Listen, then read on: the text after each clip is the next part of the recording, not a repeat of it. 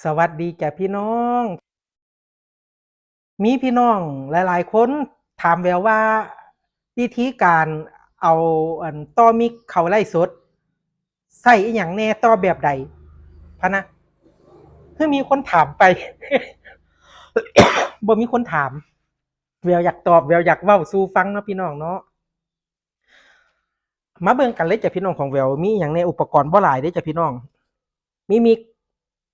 ในที่นี้แววใช้มิก A1 KTP6 เป็นหยังคือจังเลือกใช้ตัวนี้ นอกจากราคาจะถูกเสียงเอฟเฟกต์ยังเป็นเอฟเฟกต์แท้จ้าเอฟเฟกต์แท้เป็นเอฟเฟกต์ของ Alexis นั่นเองตามที่เพิ่นเว้ามาในโฆษณาแต่ก็บ่รู้ว่าเป็นเอฟเฟกต์ของ Alexis อีหลีบ่แต่ว่ารู้แต่ว่าเสียงเอฟเฟกต์ม่วนยิ่งถ้าเขาได้ไปต่อภาคขยายเครื่องเสียงกลางแจ้งเครื่องเสียงข้างนอกนี่เนาะตู้ลำโพงข้างนอกโอ้พี่น้องเอ้ยเสียงเอฟเฟกต์ที่ร้องเพลงออกไปนี่หวานปานเครื่องเสียงใหญ่ แล้วที่ชอบอีกอย่างหนึงก็คือนะคะในมิกเอวันตัวนี้เนาะก็คือมักแจ็คคอมโบแจ็คคันหาเอิ้นชื่อผิดก็ต้องขออนุญาตขออภัยไว้ด้วยจ้ะเด้อคอมโบแจ็คดีตรงใดคือนี่ครับพี่น้องเสียบได้ทั้งเป็นแจ็คโฟนแบบนี้นะคะนี่แล้วก็เสียบได้ทั้งแจ็ค XLR ในแจ็คตัวเดียว ถ้าพี่น้องมีมิกเป็นแบบนี้นะคะอยากให้ใส่ไม้สายไม้ที่เป็น XLR แบบนี้เด้อพี่น้องเด้อเสียงกี้เสียงห้ำจังสีลดลงจ้ะเสียงกี้เสียงห้ำจังสีน้อยส่วนเบอร์เอฟเฟกต์ก็สิเปลี่ยนได้ตามใจชอบของเฮานะคะนี่เฮามักเบอร์ใดเฮามักเบอร์2เบอร์3ถ้าไฟกระพริบอยู่นี่เขายังจะเล่นเอฟเฟกต์เบอร์เก่าอยู่เฮาต้องเฮ็ดให้ไฟตรงเอฟเฟกต์นี่หยุดก็คือกดปุ่มสีดำลงไปแล้วเขาหยุดถ้าหยุดแบบนี้แสดงว่าเอฟเฟกต์เบอร์2นั้นจะเริ่มทำงานตัวของเวลเองก็สิใส่อยู่เอฟเฟกต์เบอร์2เบอร์3เบอร์4อยู่แค่นี้จ้ะอืมที่แววไล่สดให้พี่น้องฟังอยู่ตลอดก็คือเอฟเฟกต์เบอร์4เพราะว่าเสียงเขาจะซิบจะหวานดีแล้วเป็นหยังแววคือจังว่าแววจะใส่อยู่เบอร์2เบอร์3เบอร์4เวลาแววออกงานข้างนอกจ้ะพี่น้องยกแต่มิกไปแล้วก็ไปเข้าเครื่องปรุงกับอาจารย์คนอื่นอาจารย์ที่เพิ่นมิกเครื่องเสียงหลายๆท่านเพิ่นก็สิมิกบ่คือกันเนาะเออเฮาก็ต้องมาเลือกเบอร์เอฟเฟกต์ว่าเบอร์เอฟเฟกต์แต่ละเบอร์อันไหนมันเหมาะกับเครื่องเสียงชุดใดนั่นเองจ้ะพี่น้องแต่ว่าแววสิใช้อยู่บ่เกิน2 3 4นี่เนาะอีกอย่างหนึ่งที่แววใช้ก็คือสายแจ็คโฟนตัวนี้จ้ะพี่น้องแจ็คโฟนออกจากหูฟังนะคะออกจากช่องหูฟังธรรมดานะคะปลายสายก็เป็นแจ็คโฟนตัวใดที่เฮ็ดให้แปลงสัญญาณจากมิกตัวนี้มาเข้ามือถือไปเข้าไลฟ์สดให้พี่น้องฟังแม่นบ่แววไส้อีลิกจะเป็นตัวประสานไอลิกบ่แม่นอีลิกไอลิกนะคะเพิ่นเอิ้นไอลิกเนาะนี่จ้ะเอ่อเขาก็จะมีอันแก๊กน้อยที่สำหรับเข้าตูดมือถือนั่นเองพี่น้องโอ๊ยกล้องก็ได้นะคะนี่ค่ะแล้วก็อีลิกตัวนี้เขาใส่หูฟังเวลาเขาขึ้นไลฟ์สดกับหมู่กับพวกนะครับพี่น้องเขาใส่หูฟังมาเสียบตรงนี้นะจ๊ะเขาก็สิฟังเสียงไลฟ์สดเวลาเขาขึ้นบนเวทีน้ำพี่น้องได้พร้อมเนาะสำหรับอีลิกตัวนี้มีแค่นี้เองจ้ะพี่น้องคือมีสายโฟนทะหัวท้ายส่วนอันตรงฟังหนึงนี่จะเป็นอ่าแจ็คแบบใดนั่นนะคะมันแล้วแต่ว่าช่องหูฟังของพี่น้องนั่นเป็นรูแบบใดเด้อพี่น้องถ้าเป็นรูใหญ่ก็ใส่แจ็คโมโนใหญ่ถ้าเป็นรูน้อยก็ใส่แจ็คโมโนน้อยเนาะก็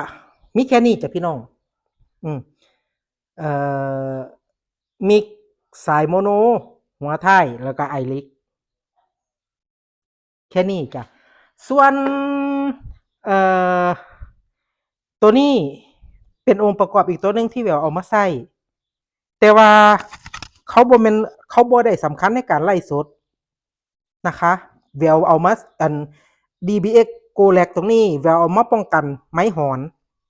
นะคะตัวนี้เห็นเนาะนี่เขาจะป้องกันไม้หอนยังเปิดยังบ่เห็นบาดนี้เขาจะป้องกันไม้หอนป้องกันการร้องตะโกนทำให้เสียงมันล่นออกไปสู่อุปกรณ์ตัวอื่นแล้วก็ตัวนี้กรณีเฮาเอาเสียงดนตรีต่อเข้าตัวนี้เขาจะเป็นตัวเพิ่มพลังเสียงเบสให้มันหนักแน่นยิ่งขึ้นนั่นเองพี่น้องแล้วก็ EQ ในการปรับแต่งเสียงแววไส้แค่จากไม้นะคะมาเข้าตัวนี้เพื่อที่จะมาเข้ามิกป้องกันไม้หอนเพราะว่าลำโพงที่แววใส่ฟังข้างนอกนี่มันอยู่ใกล้กับพื้นที่ไร่สดแล้วแววก็ปรับเสียงแหลมเสียงกลางเสียงเบสมันขึ้นสูงนั่นเองพี่น้องเพราะว่าในมิกเขานี่มันมีช่องหูฟังอยู่อันเดียวนะคะเขาก็ใส่ต่อเขาอีลิกไปแล้วต่อเขาไอลิกไปแล้วเพราะฉะนั้นถ้าเขาบ่ใส่ลำโพงข้างนอกนะคะลำโพงข้างนอกก็สิใส่ตัวนี้นะนี่ LR เอานี่ LR นี่ไปเข้าลำโพงคันเฮาบ่ใส่ตัวนี้เวลาเฮาร้องคาราโอเกะเฮาสิบ่ได้ยินเสียงดนตรีนั่นเองพี่น้องเฮาจะบ่ได้ยินเสียงดนตรีเพราะว่าเสียงดนตรีที่ไปทั้งไอลิกนี่นะคะมันจะดึงออกมาเฉพาะไลฟ์สดเท่านั้นมันจะบ่ได้ยินเสียงที่จากคอมเข้ามิกเพราะฉะนั้นเวลาเฮาจะฟังเสียงดนตรีเวลาเฮาร้องเพลงเฮาก็ต้องใส่ลำโพงข้างนอกถ้าเฮาบ่มีGo Lag DBX Go Lag ตัวนี้เสียงไมค์เฮาอาจสิหอนนั่นเองความหมายแววว่าไมค์ก็ใส่ไมค์ธรรมดานะครับพี่น้องมิกตัวนี้มีไฟ48โวลต์สำหรับไมค์คอนเดนเซอร์นำได้จัดแต่ว่าแววของบ่ได้ใส่เนาะก็สิประมาณนี้จ้ะพี่น้องเอาหลักๆเลยสำหรับพี่น้องจะต้องการมีมิกแล้วต้องการใส่มิกในการไลฟ์สดก็คือว่ามีมิกตัวนึงมีสายโมโนหัวท้ายตัวนึงแล้วก็มีไอลิกแค่นี้พี่น้องก็สิสามารถร้องเพลงไลฟ์สดเข้ามือถือได้จากมิกเซอร์นะคะแนะนำด้วยพี่น้องเด้อถ้าท่านที่ยังบ่ทันได้มีเนาะหรือว่าอยากจะเล่นมิกเซอร์จะแนะนำว่าถ้าพี่น้องคิดจะซื้อลงทุนซื้อ1,000 กว่าบาทนี่เนาะเดี๋ยวแนะนำให้เป็นมิกเซอร์ A1 ตัวนี้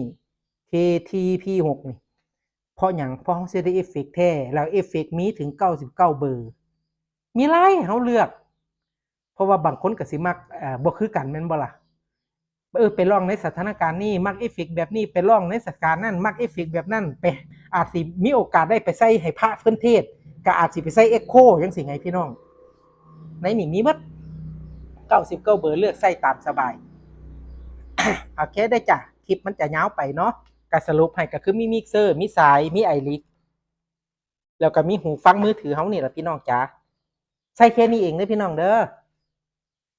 ฝากคลิปนี้ก็เอาไว้ซ้ำนี้เลยจะฝากกดไลค์กดติดตามในแห่งเว้าไปแล้วแห่งสิเลอะแววก็ได้ฝากกดไลค์กดติดตามให้แน่ด้วยจ้า บ๊ายบาย